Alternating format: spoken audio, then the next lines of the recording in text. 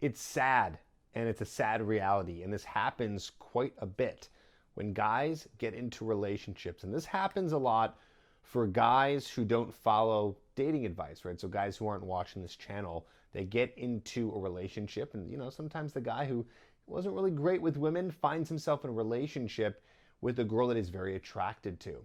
And he thinks, wow, I'm so lucky. And then he puts her on this insane pedestal. And sometimes that's, well, most of the time, that's a problem in even getting her attracted. But, sometimes guys can get through that, meaning even though they're putting on a pedestal, she still becomes attracted to him because they aren't as needy, whatever. They get into a relationship, she's on the pedestal, and then he'll do anything he can to please her, right? So he's completely whipped by her, which means that she has all the hand and all the control in the relationship. And this is an absolute disaster because what happens is guys inevitably end up becoming resentful, which is almost unfair in a way because they're the ones who put themselves in this position.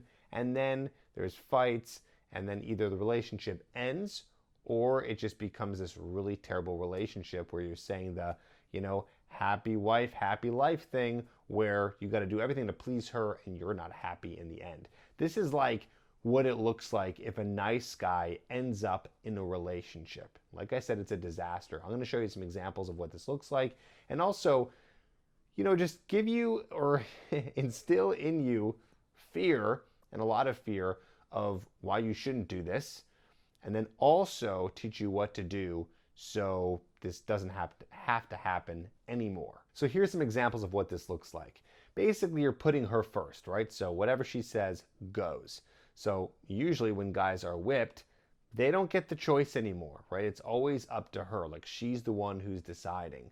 So you end up not ever doing the things that you want to do. So you're never doing the activities you want to do. It's always like, oh, what do you want to do?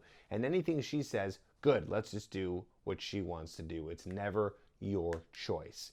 So that's one thing. Another thing is you never end up seeing your friends anymore, right? You're just so obsessed with her. You only want to be with her.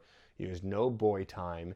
And in a lot of cases, what ends up happening is you don't see your friends for a while. And then you start to get resentful. So you're upset. And then you start to see your friends. And then you feel guilty about it when you shouldn't have felt guilty to begin with. You end up not doing the things that you want to do. So nothing, right? So like, let's say you like video games. Let's say you like to, I don't know, go outside, play sports. Like I said, hang out with friends. You have some hobbies you want to do.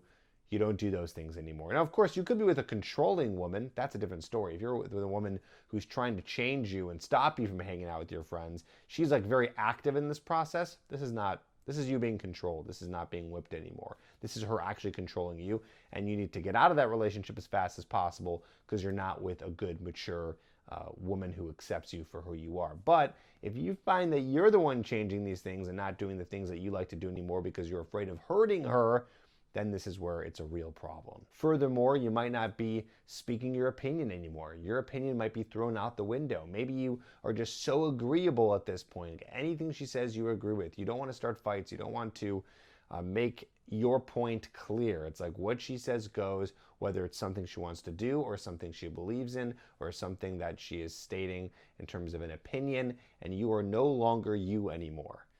It's sad, right? Like, doesn't this sound like a sad reality? Like maybe you're watching this and you're not in a relationship yet. You're like, oh, that sounds terrible. It is terrible. And it's very counterintuitive. People think that, you go into a relationship trying to not have any conflict at all, trying to never, rock the boat, do the things that you want to do, express yourself in the way you want to express yourself. And this is going to make for a positive, calm relationship. But it does the opposite. Like I said, it builds lots of resentment, and also it kills attraction. Guys who are usually whipped don't have a lot of sex in their relationships because there's no respect. So here's where I instill the fear.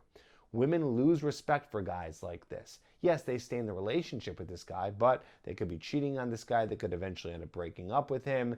They're not really attracted to you. They just like having a guy around that's going to do whatever they want to do. So it's this long, slow relationship suicide where you're just completely killing it and killing all attraction because you're not stepping up into your masculine. You're not taking charge. Like I say in my Hooked program, you're not being dominant.